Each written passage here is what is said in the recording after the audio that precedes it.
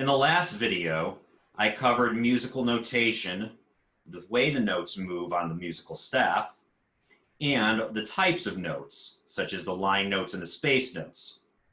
Here I'm going to be talking about the treble clef staff, which covers notes from the middle register of the keyboard to the higher register of the keyboard. As you can see on the board, I have notes beginning from middle C all the way up to a C 2 octaves higher. As we begin from middle C, you'll notice that every one of the notes are moving line, space, where in other words, they're moving alphabetically forward, one after another. And as you remember from the last video, the lines and the spaces on the staff basically correspond to one white key going up or down. In this case, obviously, we're moving forward or in the upwards direction.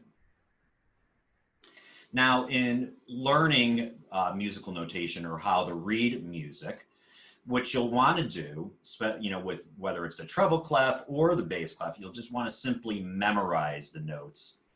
So what we're concentrating on here is being able to identify the notes from the musical alphabet on the staff and be able to correspond it to each individual key on the keyboard. So like I said, you'll want to memorize the notes, and what you can do in order to do that, you could also just practice memorizing just a small group of notes. A lot of what we're doing in this course is focusing on just 5-note groupings or 5 finger positions, which just concentrate just on that small group of notes to read. Makes it less overwhelming in the long run. So another idea in helping you remember the names of the notes in each one of the staves, like the treble clef or the bass clef, is to also just use your understanding of space notes and line notes. As you can see on the bottom of the board, I have spelled out the space notes in the treble clef and the line notes in the treble clef.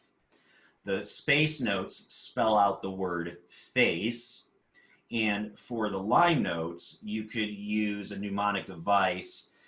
In this case, the mnemonic device is a phrase that's very commonly used called "every good boy does fine," or "every good boy deserves fudge." So those are some mnemonic devices that you could use to help remember the line notes. If you come up with another mnemonic device or other phrases to help you remember the space or the line notes, you're free to do so if it helps you remember. Also, what I didn't point out at the very beginning of this video, it's about the treble clef, that sign that you see at the very, very left of the board. So the treble clef is also known as the G clef. And the reason why it's also known as the G clef, as you can see, the note G, which is on the second line, falls right where that curl part of the treble clef sign is. So that if you know where G is, just like you know where the middle C is on the staff, you could determine where the other notes are just by figuring it out alphabetically forward or alphabetically backwards. So what I'm going to do next, I'm going to play from middle C on the treble staff all the way 2 octaves up to that last C, as you can see. All right, so let me just switch over. Bear with me for a second.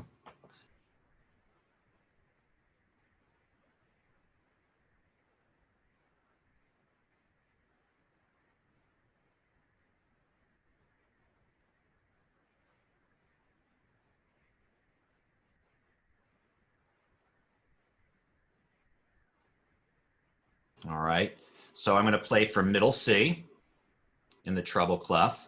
The next note, if you can see it, goes up to the D. And then we have E, F, G, A, B, and then C.